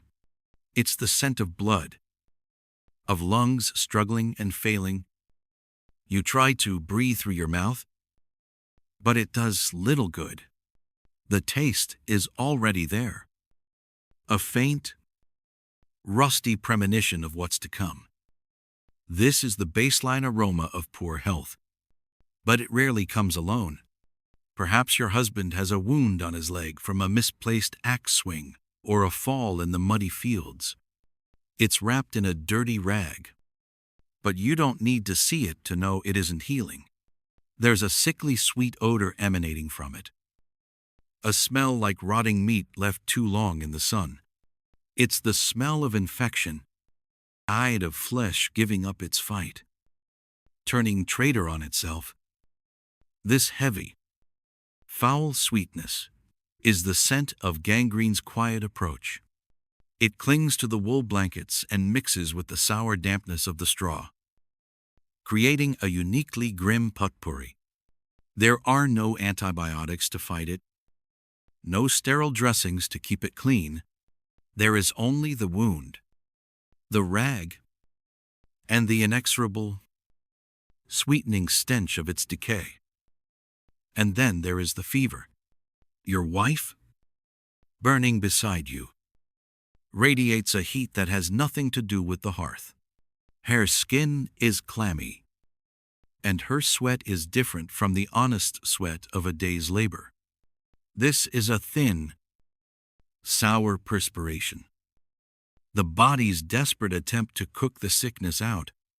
It soaks into her tunic and into the shared straw pallet, adding a sharp, vinegary note to the bed's already complex ecosystem of smells. Lying next to her is like lying next to a loaf of damp, spoiled bread slowly baking in an oven of human misery. Of course, you don't just lie there and let the smells of death take over. You fight back. Or, at least, you perform the rituals that pass for fighting back. You deploy your own olfactory arsenal, turning your small home into a fragrant battleground. From the low, smoke-blackened rafters hang bunches of dried herbs, your medieval air fresheners. But these aren't the gentle lavender or pleasant rosemary of a modern kitchen garden. These are herbs of desperation, chosen for the sheer violent power of their scent. There is rue, with its bitter, almost acrid smell, believed to ward off the plague and other evils. There is wormwood, intensely pungent and medicinal, a scent so sharp it feels like it's scouring the inside of your nostrils. And tansy, with a camphor-like aroma that is meant to repel fleas, flies, and perhaps the very demons of sickness themselves. These herbs are strewn on the floor, tucked into the bedding, and hung over the sick bed. Not to make the room smell times nice, asterisk, but to make it smell times strong, asterisk. The goal is to create a scent so overwhelmingly powerful that it suffocates the bad air, the miasma, that is believed to carry the illness. The result is a war of smells, a brutal clash between the sweet rot of infection and the bitter, aggressive perfume of folk medicine. The air becomes a thick, confusing soup of competing stenches, so dense you feel you could chew on it. The fight doesn't stop with ambient aromas. You bring out the heavy artillery. Your wife grinds herbs with a bit of lard fat that is already slightly rancid to make a greasy, pungent ointment she rubs on the child's chest. The scent of the warming, spoiled fat mixes with the sharp herbs and the child's feverish skin. Or she'll create a poultice, a warm, damp mash of bread, milk, and more herbs, perhaps with a dash of garlic for good measure.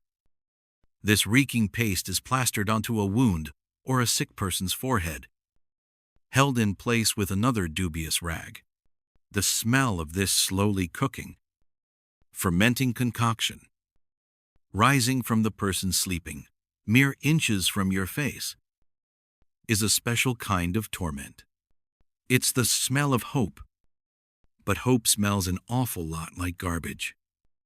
So you lie there in the dark, a silent witness to this olfactory war. You breathe in the copper of the cough, the cloying sweetness of the wound, the sourness of the fever, the bitter green of the herbs, and the rancid grease of the ointment.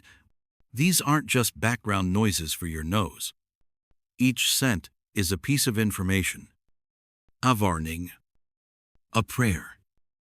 It is the intimate, suffocating perfume of medieval healthcare, where the cure was often just another layer of pungent misery piled onto the disease.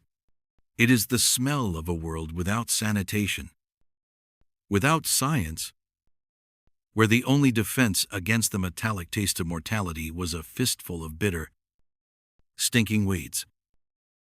Tea misery piled onto the disease.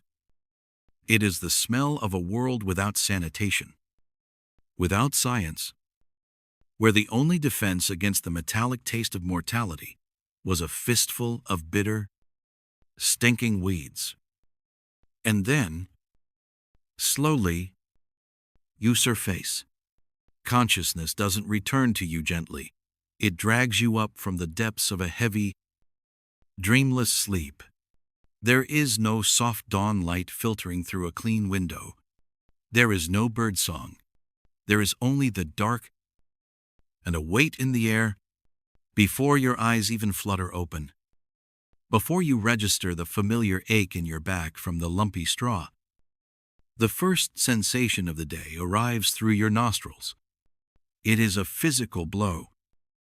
A thick, wet, complex wall of scent that you don't so much smell as you do absorb. This is the morning's greeting. It is the accumulated essence of the night, trapped in this small, sealed room and left to ferment. The air has had 8 hours to stew, to mingle, to ripen into a uniquely potent brew.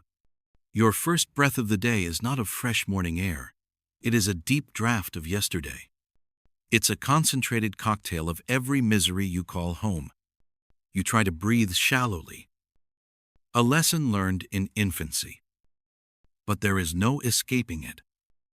The air is so dense with odor, you feel you could chew on it.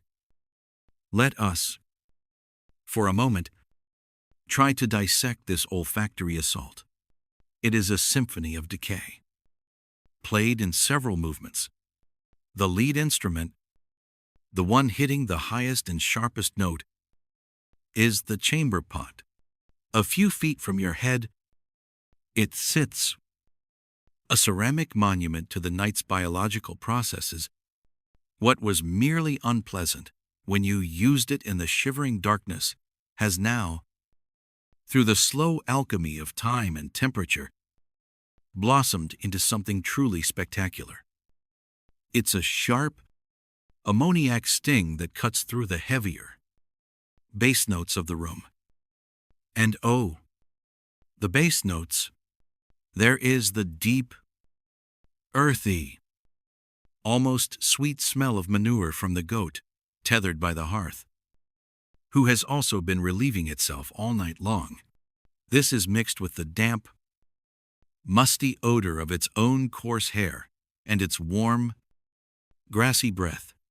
It's the smell of your most valuable asset, a living, breathing insurance policy that just happens to perfume your home with its digestive system. Beneath that is the sour, pungent aroma of human sweat. Not your own, necessarily, but the collective funk of your entire family, packed onto this one sleeping platform like sardines in a filthy tin. Your father's snores are a moist, rumbling counterpoint to the sharp smell of his unwashed body. The baby, nestled between you and your mother, adds its own unique contribution, a sour milk scent mixed with the acrid tang of its soiled wrappings. The air is layered. It's a foul parfait. After the chamber pot and the livestock and the stale sweat, you can detect the ghosts of last night's meal. The lingering smell of boiled cabbage and onions, a scent that never truly leaves the wooden walls, now has a faint undercurrent of rot, because the scraps left in a wooden bowl have begun their inevitable return to the earth. Right there on the floor. Add to this the greasy, throat-catching film of cold soot from the fire that has long since died down to dull embers. It's not the romantic scent of wood smoke. It's a stale, chemical bitterness that coats your tongue and the back of your throat. And finally, you are lying in the very source of the deepest, most pervasive smell. Your mattress, that sack of decomposing straw, which has been diligently absorbing every drop of sweat, every dribble of urine, every tear, and every particle of grime for months, perhaps years. It has its own ecosystem of smells, a damp, fermenting, almost fungal odor that rises up to envelop you. It is the smell of your own slow decay, the scent of poverty itself. You open your eyes. The darkness has softened to a murky gray, thick with floating dust motes and the lingering smoke from the hearth. You can just make out the shapes of your family. Lumps under a shared wool blanket, the goat blinks at you with its strange, rectangular pupils. A rat scurries along a roof beam. This is it. Your modern brain would register this environment as a biohazard, an active emergency.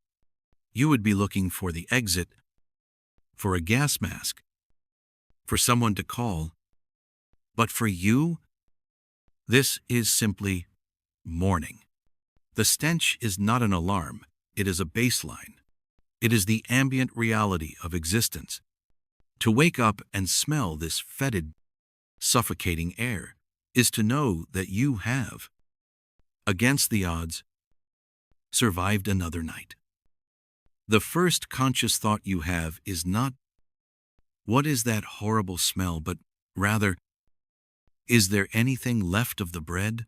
The first breath of the day is a reminder of everything, of the filth you live in, of the animals you live with, of the family you are bound to, of the food that sustains you, and of the waste that is an unavoidable byproduct of it all. It's the smell of life, raw and unfiltered. It clings to your hair, your clothes, your skin, and now you must get up and carry this perfume of the night out into the world. A world which, you remind yourself with a grim sense of comfort, smells almost exactly the same. Your clothes, your skin, and now you must get up and carry this perfume of the night out into the world. A world which, you remind yourself with a grim sense of comfort, smells almost exactly the same. But perhaps you recoil at this thought. Perhaps you believe that money, power, and a title could buy you an escape from this olfactory prison. You imagine that if you were lord of this hovel, or lady of this drafty manor, you would awaken to the gentle scent of roses and the caress of clean silk. You believe that wealth was a shield against the grime, a fragrant bubble protecting the nobility from the stench of the common man. It is a lovely fantasy, and it is, for the most part, a complete and utter deception. Welcome to your upgraded accommodations. You are no longer a peasant. You have land. You have servants.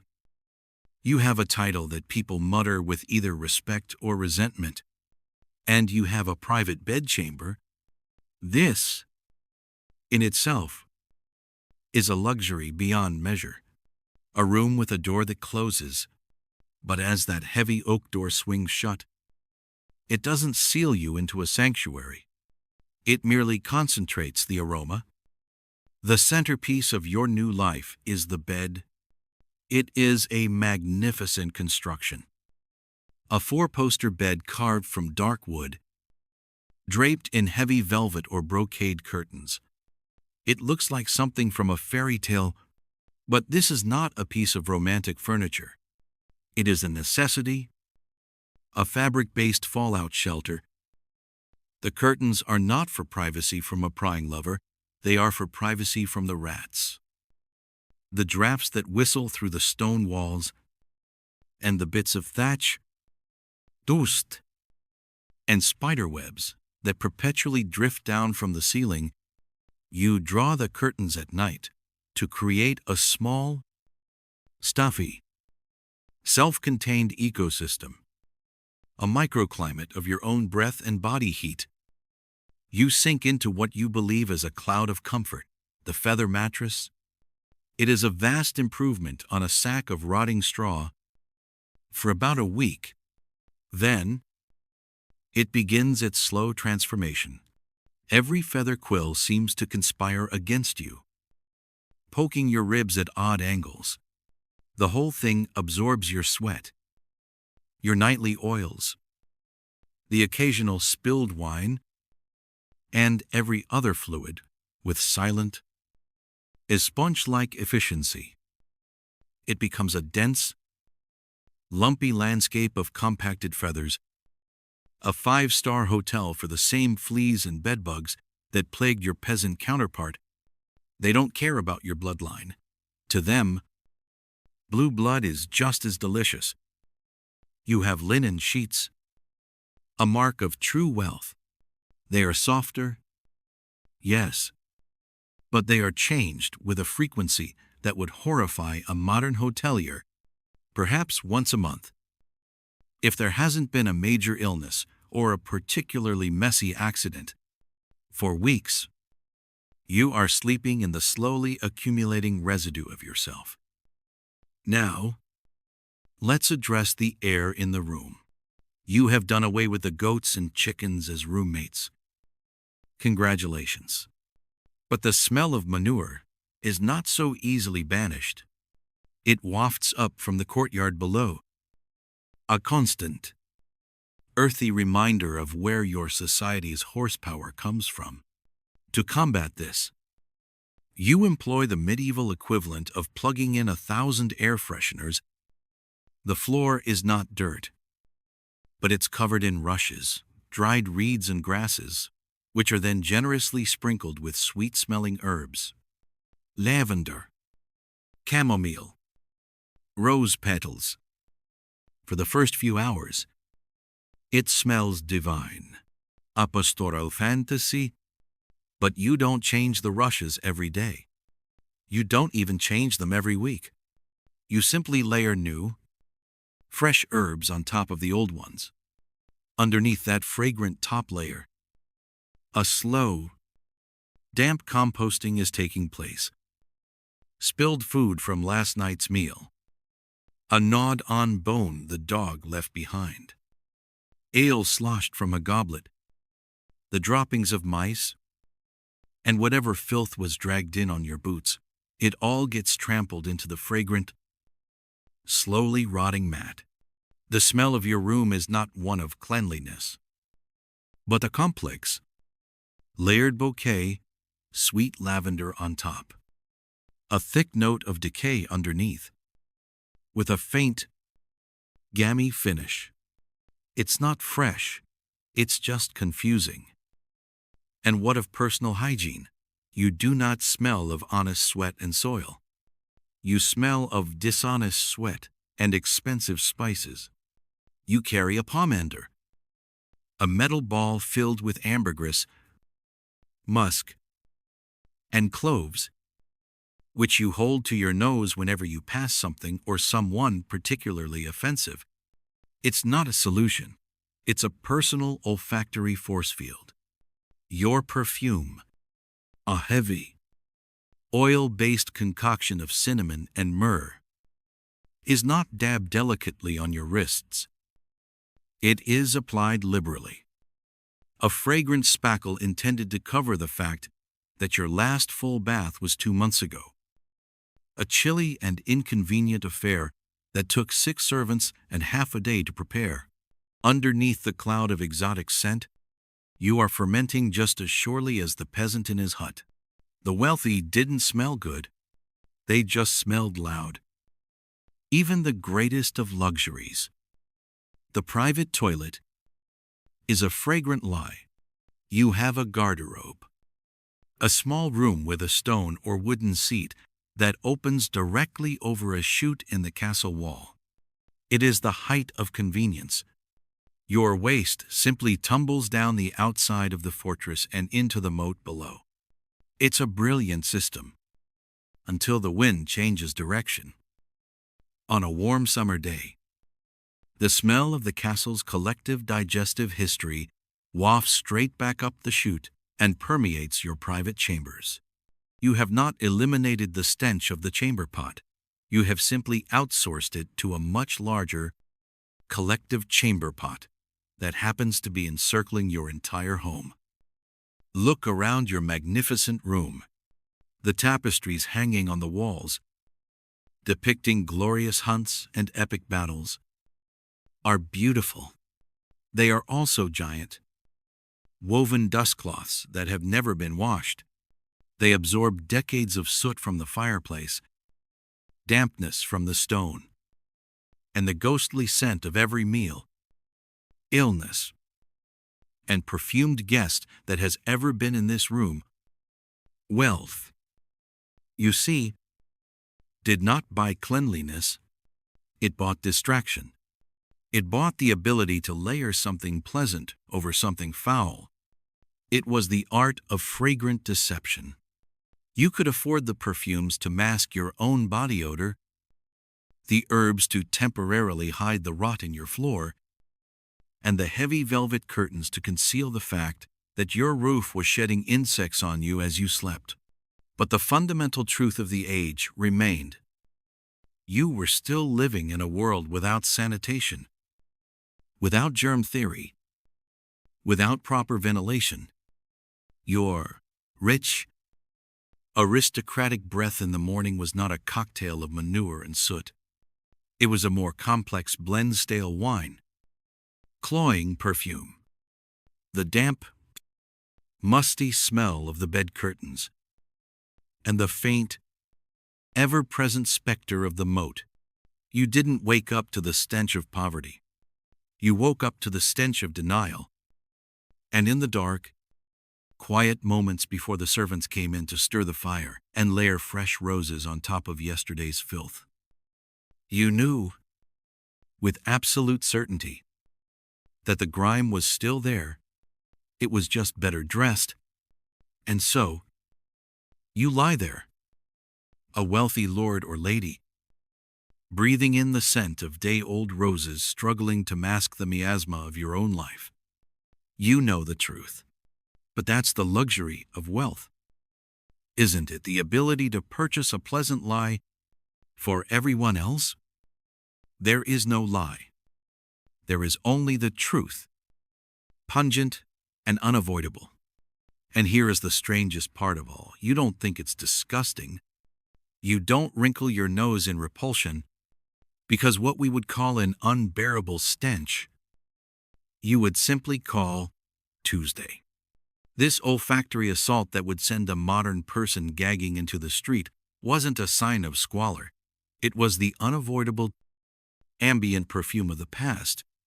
It was the smell of survival itself. You see, your brain has no other frame of reference. You have never known a world scrubbed clean with antibacterial soap and scented with lavender plug-ins. Your concept of clean is simply less dirty than yesterday. The idea of a room having no smell at all would be alien, even alarming. A lack of smell would mean a lack of life. It would mean sterility, coldness, death. Your one-room hovel punent and ripe, is practically bursting with the signs of life. Let's re-examine the bouquet. Shall we? That sharp, earthy smell of manure from the corner where the goat is sleeping isn't filth. That's the smell of your investment portfolio. That goat is your walking savings account, your dairy, and your children's best hope of surviving the winter. Its droppings are the promise of fertilizer for your meager garden patch. Every whiff is a reminder that a wolf didn't get it, that a thief didn't abscond with your family's future. It's the medieval aroma of financial security. The ammonia sting is the price of knowing you might eat tomorrow. And what about that sour, acrid smell of unwashed human? That's not poor hygiene. It's the smell of a hard day's labor.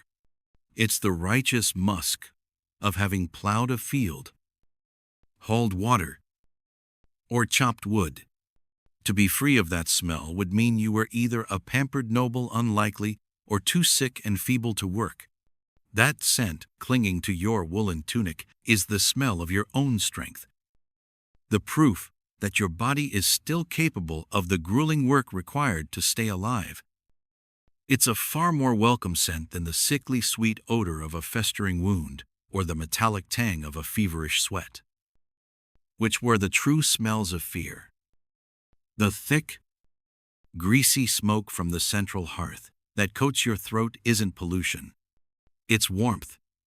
It's the smell of a precious resource, firewood, that you spent hours gathering. It's the shield between your family and the bone-aching, fatal cold of the night. You breathe it in, and your lungs may burn, but your fingers don't turn blue with frostbite. That soot on the walls is a testament to every meal cooked, every night you didn't freeze. It's the wallpaper of existence. Even the musty, decaying scent of the straw you're sleeping on isn't just rot. It's the smell of a bed. It separates your weary bones from the cold, damp earth. It is a luxury. However small, it holds the faint, ghostly smells of every other person who has slept here. A faint history of your family's exhaustion and dreams. It may be filled with fleas, but it is your time's pile of fleas.